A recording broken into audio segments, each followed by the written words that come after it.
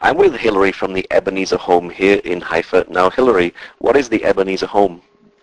The Ebenezer Home is a retirement home for believers in Jesus, Jews and Arabs and non-Jews, and it's the only one of its kind in the country. In fact, we're not aware of too many places like this.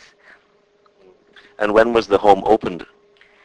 The vision for the home was in the early 70s, when it was quite apparent that there were many survivors from the Holocaust who were poor and alone and needed support. It took time to get together. It was opened in 1976, and the first couple came in to live here. And it's been 33 years since. Do you have many people from the Holocaust today? Of course, in the nature of things, they're dying off. The average age of our population is 80 plus, and we have some up to 90. So, of course, some people were involved more or less. One or two people quite intimately. We have a lady from Russia who first she experienced the starvation organized by Stalin in the early part of the century, and then she was a young soldier with the Red Army in the siege of Leningrad. And she's recognized in Israel as a fighter against Nazism. She's 86 now. And we have a number of other people, that a lady who was literally hid underground in a cellar and helped make munitions during the war, and various others. So we have a number. So how many residents do you actually have here in the home? We've got room for around 30. At the moment we have fewer than that. Two residents passed away earlier in the year. So we have room for more. We're about 23 at the moment. Does each resident have their own room here? Initially, they come to a single room, or we have 2 units for for married couples. This is an old people's home, a retirement home, and not a nursing home, which means that they have to be of sufficient independence of function to be able to walk in.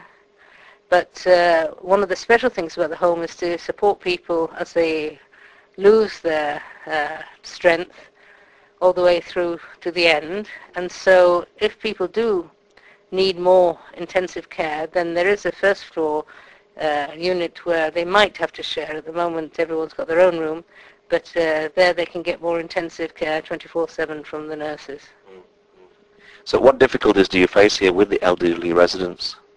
The elderly residents, well, they're people, and I can't remember how many languages we speak among ourselves, and we, as I said, from very different backgrounds, Jews, Arabs and non-Jews. So there's always the challenge of getting along one with another, but generally we manage like a family. The main difficulties are financial. And what sort of needs do the residents have here? When the people, as I said, when they come in, and for as long as possible, we hope that they would be independent. So we have one lady who volunteers her time. There's a Believers bookshop in Haifa, and another lady helped until very recently there. So as long as they can, they're active in the community, and the needs they have are for a home. The care is 3 meals a day and snacks, which is a big relief. The homes, laundry and things like that, and of course social framework, that they're not alone. There are congregations around here that take care of the people that have moved here. There's one adjacent to the home called Bet Eliyahu, and another one just down the road a few hundred yards away called Bet Chesda. And there's a Russian congregation for the Russian speakers. And so basically the needs of we try to meet the needs of the residents, both physical and spiritual. And what sort of projects do you run here for the residents?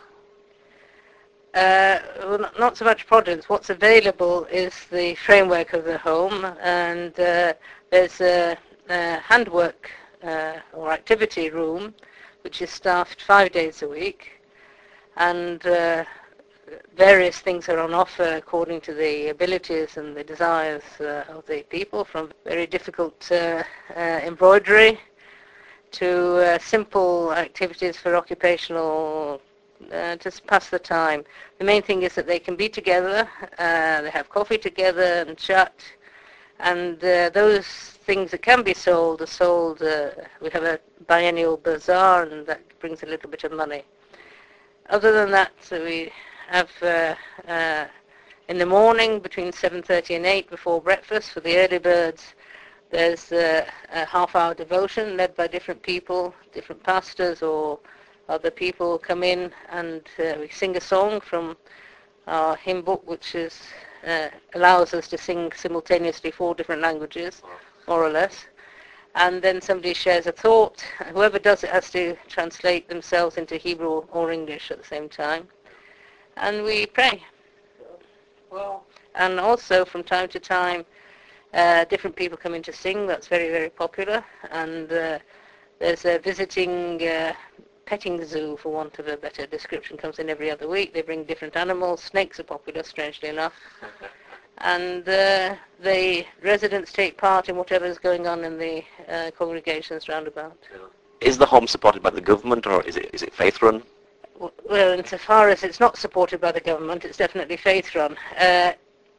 We are under the auspices of the, or under the inspection, more correctly to say, of the Minister of Health and the Ministry of Social Welfare, who come and inspect.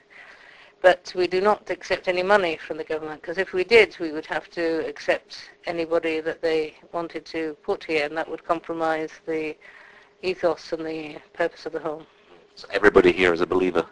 Yes, that's one of the conditions of entry. But they're not to belong to any particular group or denomination, just to have approved personal faith in Jesus. So how important is the home for the elderly believers here in the land? For the people that are here, it's very, very important. Things have changed rather over the years, because now we have a generation that have been here and have more resources, monetary resources, and they might not think of coming in. But I think we, as Jesus said, the poor will always be with us. There will always be people that will need it. And as you get older, you lose more and more of your friends, and being alone is a big consideration. So as far as we see, there will always be a need. And how many staff members actually work here? Well, at the moment, it's equal or even a bit more than the residents, because some people work part-time, or some only come in for instance, a dietitian who visits once every 2 weeks. Basically, there's about 30 people, but we have people in the kitchens, cleaning, of course, 2 very faithful and resourceful maintenance men that do all the needs to be done, 2 people in the office, and I mentioned the nurses, and the social worker, and of course the doctor, physiotherapist comes once a week. I forgot to mention that. There's a group physio session once a week, and various others. So in all about, around about 30. And there must be some wonderful stories from the residents here. There are, but in Israel almost everybody's got a story to tell, for a starter. And they're very, very varied.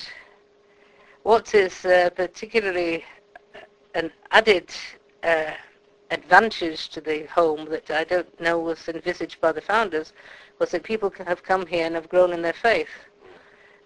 People who might have been not so strong Christians earlier, because of the nurturing and the teaching, did increase in their faith, and that also holds for the staff. Yeah. As for the individual life stories of the people, as I said, there are many. And why do you actually do what you do here? Me personally? Yeah. I'm early retired. I'm still within working life, and I've wanted to serve the Lord in some capacity in the body. Well, I still can, and it came about that about 3 years ago I had contact with the home because a lady, the one that I mentioned, who was in Leningrad, she was from my congregation, and we needed to find accommodation for her, and that's how I made contact. And I've been with them ever since. Now, you said you're Jewish yourself. How did you become a believer in Jesus? Yes, I'm Jewish.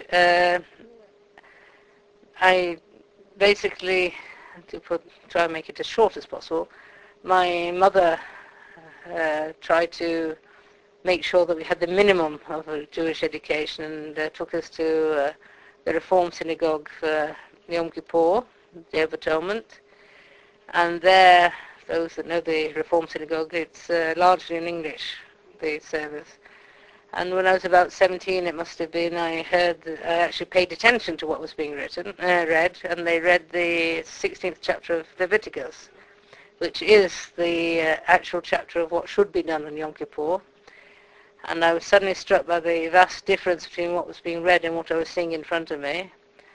And the liturgy at the time said, accept our prayers instead of sacrifice, and something in me said, that can't be right, that just doesn't go. And a couple of years later, I went to nursing school to prepare to be a nurse, and I encountered probably the first time I met an actual believer. And she pointed me in the direction of the Bible, and I read the Bible, and I read it right through, in actual fact. Found Leviticus 16 again, and it didn't say anything about the compromise of prayer instead of sacrifice. And I didn't know at the time that that was the Jewish theology, because that they accept. And I kept going, and I found in Hebrews the ultimate commentary on Leviticus, and it explained that our high priest is Jesus, and that's the way to God, so I asked Jesus to be my high priest. That was 40 years ago. Wow. And was it a big shift, sort of moving from Judaism to Christianity? No, I didn't. I am a Jew and always I'm a Jew. I found the Messiah, for me, the high priest, who allowed access to the Lord, to God. I never thought of myself as I moved to Israel almost immediately after that, and then I joined the Messianic movement here, in which basically Jews and non-Jews who are born and remain Jews and non-Jews after coming to a personal faith in Jesus meet together in the one new man, as it's written, and worship God because of our access.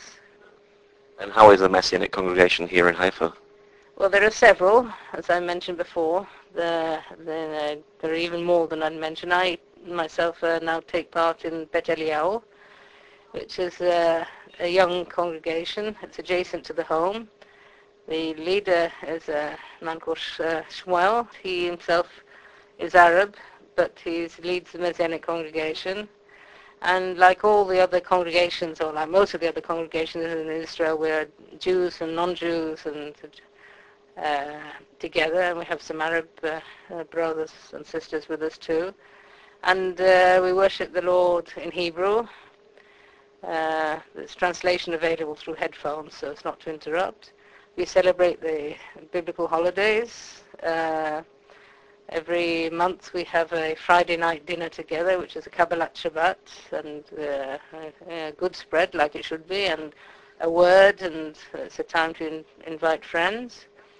And we see ourselves very much as Israelis and part of Israel, and they take every opportunity to take part in what's in the life of the town. We pray much for the town. There was recently the Haifa Run, and people younger and fitter than I took part in doing the run. In fact, some of them came in quite well placed in the but the point was to take part and to let it be known that we are believers. And what's the website for those people who'd like to know more about the home? You can find us on www.ebenezer, ebenezer.co.il, and there you'll find quite a lot of information about us, and you can look at our annual report, which is a lot more interesting than it sounds, and especially 2008. And if you like, get in contact with us. We also accept volunteers, so you'll find a page there about the requirements and the opportunities for volunteers. Okay, Hilary, well, thank you very much for sharing. Okay, my pleasure.